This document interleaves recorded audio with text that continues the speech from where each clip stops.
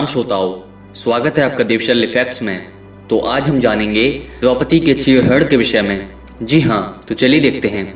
महाभारत में धुत क्रीड़ा के समय युधिष्ठिर ने द्रौपदी को दांव पर लगा दिया था और दुर्योधन की ओर से मामा शकुनी ने द्रौपदी को जीत लिया था।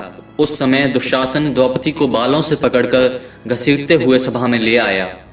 जब वहां द्रौपदी का अपमान हो रहा था तब पितामह भीष्म, द्रोणाचार्य और विदुर जैसे न्यायकर्ता और महान लोग भी बैठे थे, लेकिन वहां मौजूद सभी बड़े दिग्गज मुंह झुकाए बैठे रह गए। इन सभी को उनके मौन रहने का दंड भी मिला। देखते ही देखते दुर्योधन के आदेश पर दुशासन ने पूरी सभा के सामने ही द्रौपदी की साड़ी उतारना शुरू कर दी। सभी मौन थे। पांडव भी द्रौपदी की लाज बचाने में असमर्थ हो गए। तब द्रौपदी ने आंखें बंद कर वासुदेव श्री कृष्ण का आवाहन किया। श्री कृष्ण उस वक्त सभा में मौजूद नहीं थे। द्रौपदी ने कहा, हे गोविंद, आज आस्था और अनास्था के बीच जंग है। आज मुझे देखना है कि ईश्वर है या नहीं। तब श्री हरि कृष्ण ने सभी के समक्ष एक चमत्कार प्रस्तुत किया। द्रौपदी की साड़ी तब तक लंबी होती गई जब तक कि दुशासन बेहोश नहीं हो गया और सभी सन्न नहीं रह गए।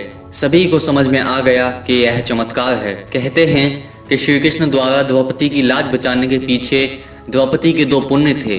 द्रौपदी का पहला पुण्य कर्म यह था कि एक बार द्रौपदी गंगा में स्नान कर रही थी। उस समय एक साधु वहां स्नान करने के लिए आया।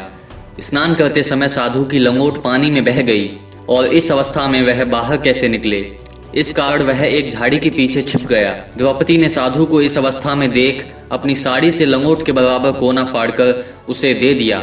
साधु ने प्रसन्न होकर द्रौपदी को आशीर्वाद दिया। एक अन्य कथा के अनुसार जब श्री कृष्ण द्वारा सुदर्शन चक्र से शिशुपाल का वध किया गया, उस समय श्री कृष्ण की उंगली भी कट गई थी। उंगली कटने पर श्री कृष्ण का रक्त बहने लगा। तब द्रौपदी ने अपनी साड़ी फाड़कर श्री कृष्ण की उंगली पर बांध दी थी। इस कर्म के बदले श्री कृष्ण ने द्रौपदी को आशीर्वाद देकर कहा था कि एक दिन अवश्य तुम्हारी साड़ी की कीमत अदा करूंगा। इन कर्मों की वजह से श्री कृष्ण ने द्रौपदी की साड़ी को इस पुण्य के बदले ब्याज सहित इतना बढ़ाकर लौटा दिया और द्रौपदी की लाज बच गई। यदि आपको वीडियो पसंद आए तो कृपया लाइक कीजिए, शेयर कीजिए और सब्सक्राइब कीजिए।